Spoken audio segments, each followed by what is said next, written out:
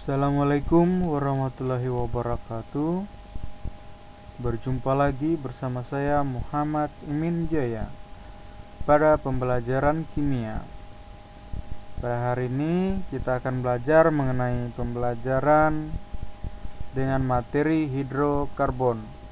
Pembelajaran yang kita bahas hari ini adalah merupakan lanjutan dari materi pertemuan yang lalu. Hari ini kita masuk ke hidrokarbon pada bagian 2. Ya. Pada dasarnya, senyawa hidrokarbon dapat digolongkan ke dalam senyawa hidrokarbon dan turunannya. Senyawa turunan hidrokarbon adalah senyawa karbon yang mengandung atom-atom lain selain atom karbon dan hidrogen. Misalnya seperti alkohol, aldehida, protein, dan karbohidrat. Jika ditinjau dari cara berikatan karbon-karbon, senyawa hidrokarbon dapat dikelompokkan menjadi dua bagian besar, yaitu senyawa hidrokarbon alifatik dan senyawa hidrokarbon siklik.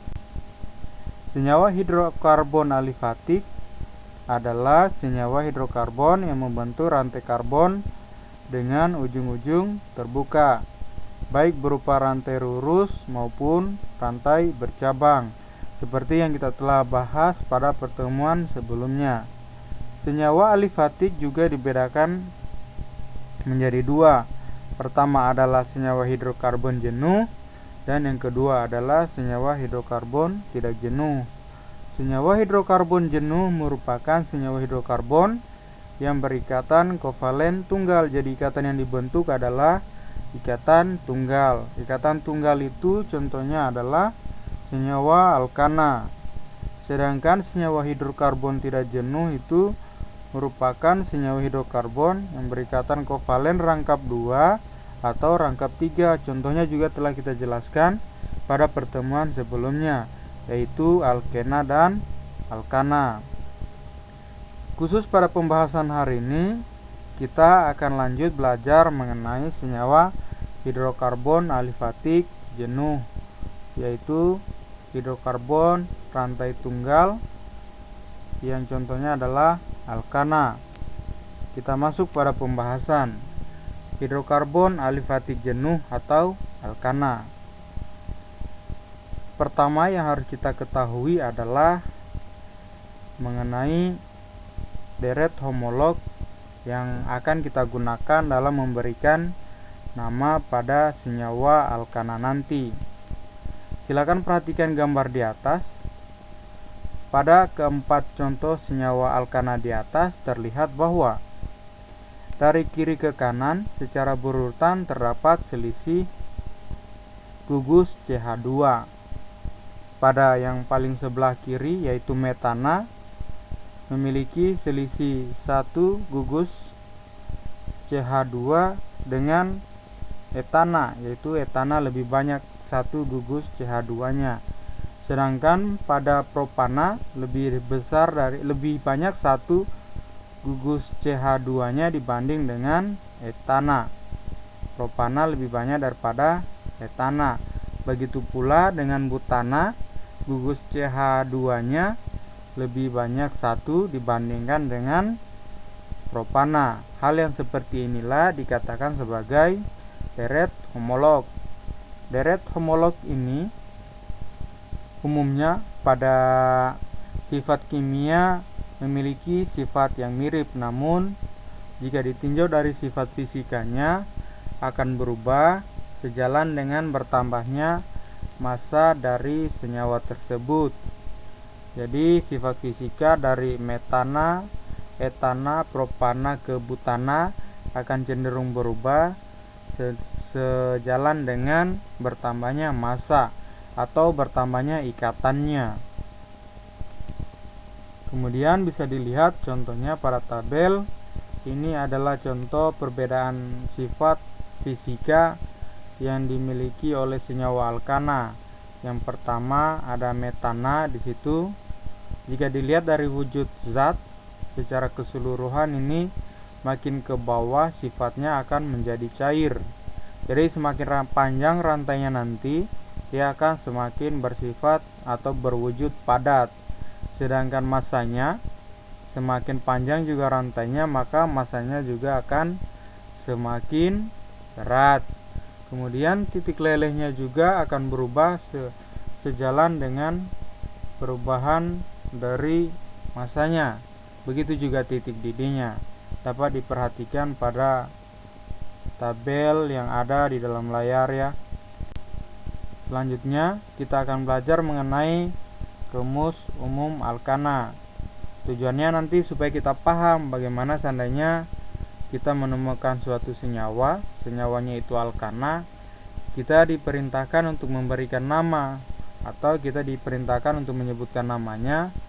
Maka terlebih dahulu kita paham mengenai rumus umum alkana. Rumus umum alkana adalah Cn H2n ditambah dengan 2. Jadi N di sini bisa 1, 2, 3 dan seterusnya. Jika N diganti maka otomatis jumlahnya juga akan berubah mengikuti persamaannya. Contohnya pada senyawa CH4 jumlah C adalah 1, sedangkan jumlah H ada sebanyak 4. Jika kita lihat pada C, satunya hanya tidak dituliskan saja. Jadi jika N sama dengan 1, maka 2N ditambah 2 itu sama dengan 2 dikali N-nya tadi kita ganti dengan 1, berarti 2 kali 1 ditambah dengan 2 akan menghasilkan 4. Contoh lainnya lagi ada senyawa C2H6. C2H6 ini etana. Jumlah C di sini ada 2. Sedangkan jumlah H ada 6.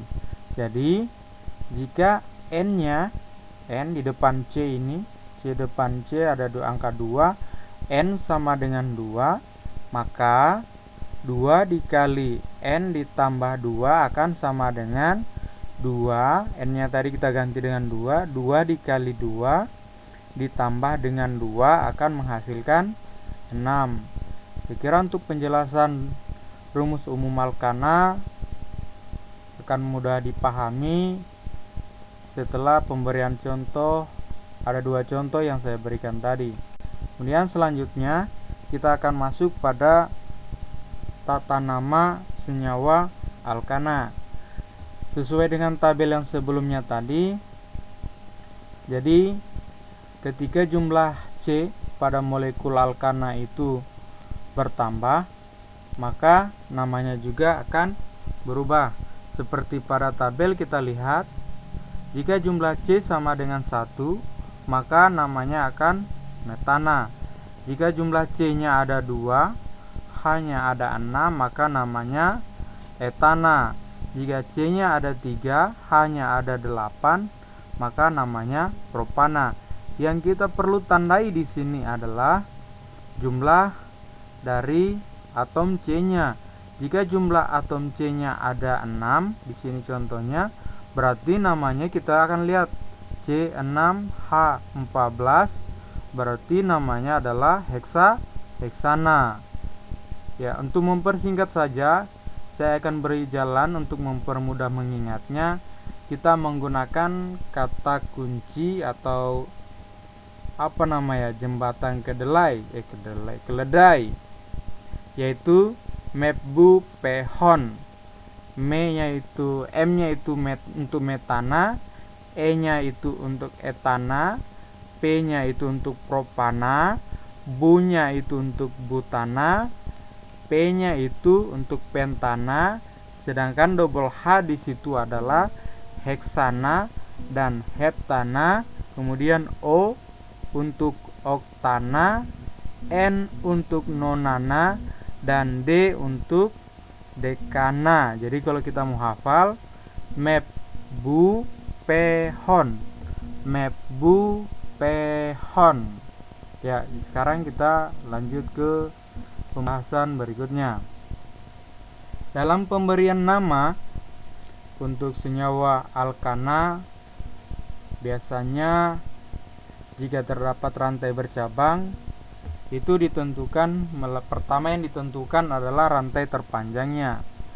Biasa kita jika rantai terpanjang ini kita ibaratkan dengan kata yaitu rantai induk. Jadi kita sebutnya sebagai rantai induk. Bisa dilihat pada gambar.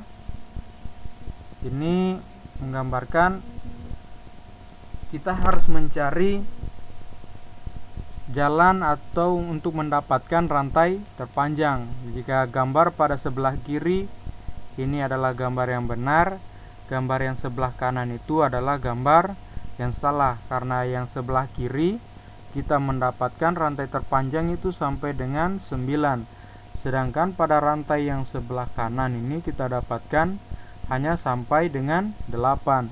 Jadi yang lebih panjang itu adalah 9. Kalau kita bandingkan 8, yang lebih panjang itu adalah 9. Kalau penamaannya kita lihat bahwa C-nya ada 9. Berdasarkan tabel tadi, deret homolog tadi, jika C-nya ada 9, maka nama rantai induknya adalah nonana. Kemudian aturan yang kedua, setiap cabang pada rantai induk disebut gugus alkil. Jadi selain rantai induk itu adalah cabang. Jadi dia biasa dikenal juga sebagai sebutan yaitu gugus alkil. Nama gugus alkil didasarkan pada nama alkana semula, tetapi akhiran ana diganti menjadi il. Contohnya tadi jika metana, maka ananya kita gantikan dengan il akan berubah menjadi metil. Jadi kalau seandainya seperti derek homolog yang telah kita pelajari tadi, jika C-nya dia ada 3, itu adalah propana. Jadi nanti kalau seandainya sudah menjadi gugus alkil atau sudah menjadi rantai cabang, maka akan menjadi ananya diganti dengan il akan menjadi propil. Ya. Contohnya seperti ini. Jika rantai cabangnya itu adalah CH3, namanya adalah metil. Rantai cabangnya itu C-nya ada 2, maka akan diberi nama etil. Jika cabangnya itu rantainya C-nya ada 3, 1, 2, 3, maka namanya akan propil. Jika rantainya cabangnya berjumlah memiliki C dengan sejumlah 4, maka namanya akan menjadi butil. Tapi beberapa ada juga rantai yang kita temukan itu adalah rantai yang istimewa dan dia butuh untuk penamaan khusus. Contohnya seperti ini. Jika cabangnya itu dia berada pada tengah-tengah C, ada 3 C, namun terletak pada C yang paling tengah, maka namanya akan diberi nama dengan isopropil.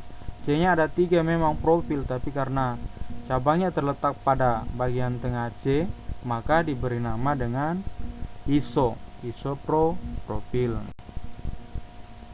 Selanjutnya, sebagai contohnya, ini adalah rantai gambar yang telah kita pelajari tadi. Ada rantai induknya 1-9, namanya tadi adalah nonana. Kemudian di sini ada yang dilingkari hitam. Ini C-nya ada sebanyak 2. Jika C-nya sebanyak 2, maka dia namanya etil, ya. C-nya sebanyak 2 namanya etil. Ya, jika kita namakan, maka berdasarkan jumlah C-nya dia akan diberi nama etil. Jika secara keseluruhan kita beri nama, dia akan berubah lagi. Kemudian aturan yang ketiga, gugus alkil yang terikat pada rantai induk diberi nomor dengan urutan yang terkecil. Jadi contohnya pada yang gambar sebelumnya tadi, jika nomornya itu dari bawah, itu sudah benar karena cabangnya itu terletak pada nomor 4. Sedangkan kalau kita mulai pada penomorannya itu dari sebelah kiri, maka cabangnya akan berada pada nomor 6. Jadi kita usahakan supaya nomor dari cabang itu atau rantai cabang itu berada pada nomor yang lebih kecil. Jadi kalau seandainya di gambar sebelah kanan ini terletak pada nomor 6, ini adalah salah. Sedangkan pada gambar yang sebelah kiri, cabangnya itu terletak pada nomor 4. Jadi ini yang benar. Ya. Untuk urutan penamaan sendiri, kita harus pahami, kita harus ingat bahwa yang pertama itu kita tuliskan nomor cabangnya. Jika pada contoh di atas itu nomor cabangnya adalah 4, ya kita tuliskan 4. Kemudian kita ikuti dengan nama cabang. Nama cabangnya tadi apa? Rantai cabangnya tadi C-nya ada 2, berarti namanya etil ya. Ya, rantai cabangnya C-nya ada 2, itu namanya etil. Kemudian diikuti dengan nama rantai induknya. Rantai induknya tadi penomoran rantai terpanjangnya kita tadi sampai dengan nomor 9, sehingga jika kita namakan rantai induknya adalah tadi itu nonana, sehingga secara keseluruhan kita akan berikan nama yaitu 4 etil. 4 tadi nomornya, etil adalah cabangnya, sedangkan nonana adalah rantai induknya. Sampai di situ bisa dipahami ya. Kalau kurang dipahami nanti kembali ditanyakan ya. Kemudian selanjutnya kita masuk kepada aturan yang keempat. Aturan yang keempat yaitu jika terdapat lebih dari satu gugus alkil yang sama, misalkan ada 2 gugus etil, ada 2 gugus metil, maka penulisan nama gugus ditambahkan di depannya itu kata di.